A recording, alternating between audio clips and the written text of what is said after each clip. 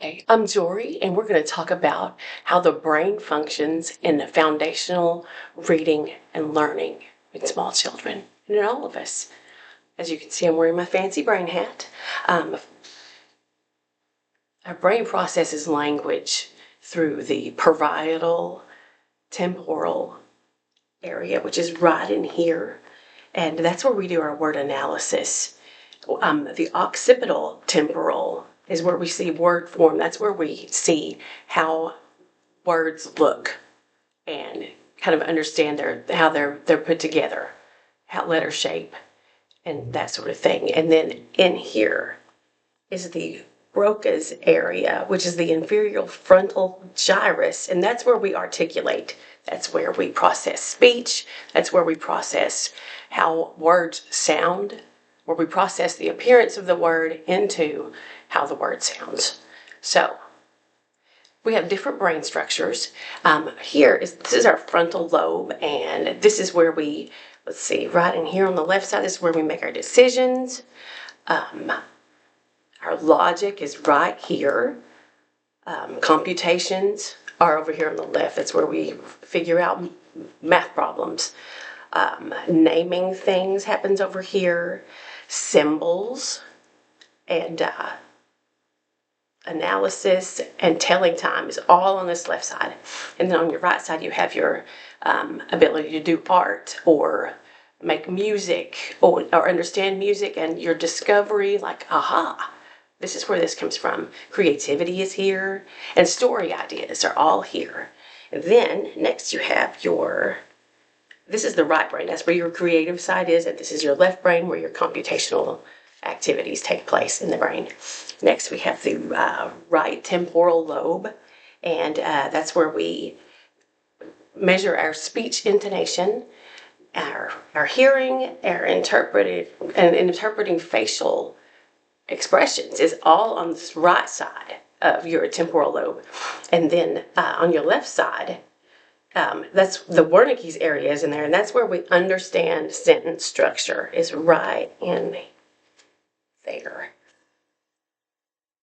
Also, our sense of smell is in here as well, and hearing, of course. Let's see. Our motor cortex is right here, this green area, and that's where we measure our left and right sides of the body. Our sensory cortex is where we control our legs, our hips, our trunk of our body, our arms, our neck, elbows, fingers. The right side controls the left side of the body, and the left side of the body controls the right side of the body. And then back here, we have hard to see, we have the parietal lobes, and that's where we understand dimensions and where our body is in 3D space, how we measure, kind of orient ourselves, our physical body. And then our occipital lobe is way back here, and this is where our vision is controlled. The right side controls the left eye, and the left side controls the right eye. It's amazing. We are fearfully and wonderfully made. Let's see. Reading the printed word is not a natural activity. Children hear words and they understand what we're saying, but they don't make the connection between how letters sound in speech. The disconnect between the visual understanding of words and the speaking of words, or how words are pronounced and what they mean, are all separate.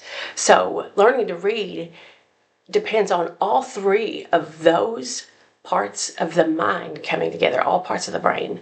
And so I found this article in Reading Rockets about why reading is not natural.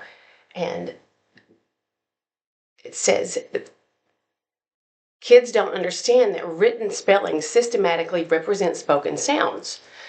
Like speaking is a natural occurrence. You learn how to talk by hearing people talk, by watching people's mouths.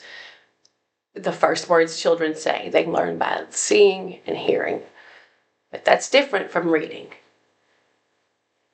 So when youngsters figure it out, either on their own or with direct instruction, they have acquired the alphabetic principle. However, if beginning readers have difficulty perceiving the sounds in spoken words, they will have difficulty decoding or sounding out new words.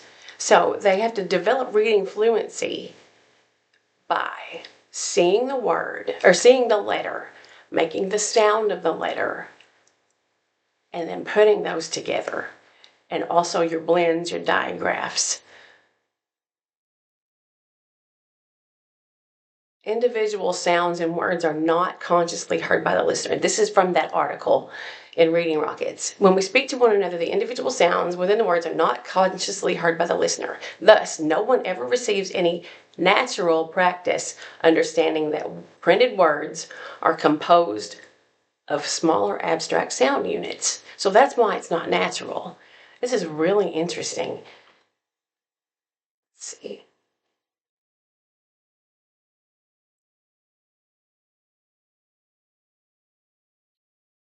The conundrum of that is what is good for the listener is not so good for the beginning reader. Although spoken language is seamless, the beginning reader must detect the seams in speech, like where they begin, where they end, where they tie together. They have to unglue the sounds from one another and learn which sounds or phonemes go with which letters. We now understand that specific systems in the brain recover sounds from spoken words, and just as in learning any skill, children understand phoneme awareness with different aptitudes and experiences. So learning to read is different for every child.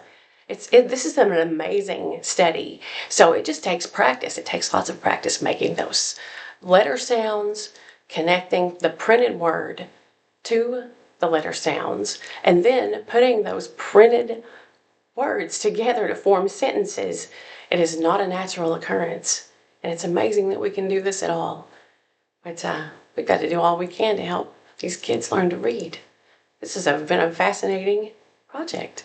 I hope you enjoyed it. I can't wait to see your videos. Thank you for watching. Bye.